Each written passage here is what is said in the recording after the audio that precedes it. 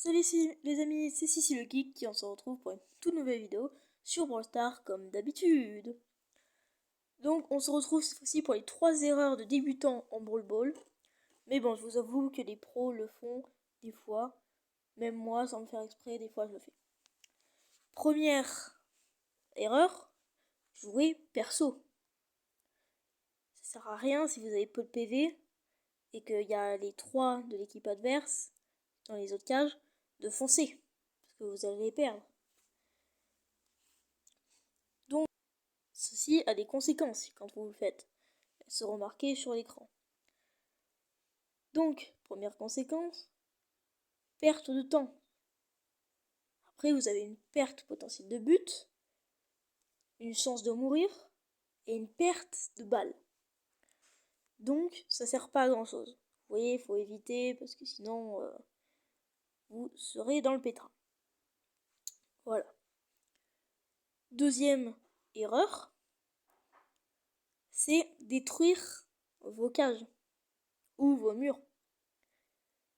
Quand vous avez un ulti, par exemple celui de Franck ou de El Costo, à part avec Franck par exemple, si vous pouvez avoir les 3, mais que vous devez détruire des murs de votre camp, bah en vrai vous pouvez le faire. Si ça peut vous faire gagner un point, voilà. Mais si jamais c'est juste pour détruire les murs, ça sert pas à grand chose. Donc autant détruire les cages ou les murs de l'équipe adverse. Donc maintenant on passe à l'erreur numéro 3, confondre son rôle. Il faut pas, par exemple, vous êtes un soutien, vous n'avez pas de PV du tout, vous faites pas beaucoup de dégâts, donc voilà. Donc à ce moment-là, c'est un peu comme dans le premier exemple, il va pas falloir foncer tête baissée vers les cages. Il va surtout falloir, par exemple, du coup si vous êtes un soutien, il va falloir aider vos coéquipiers, un peu de loin, pas aller au corps à corps.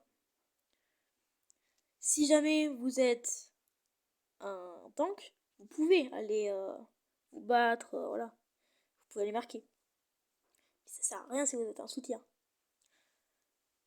On se retrouve pour une prochaine vidéo. Ciao ciao!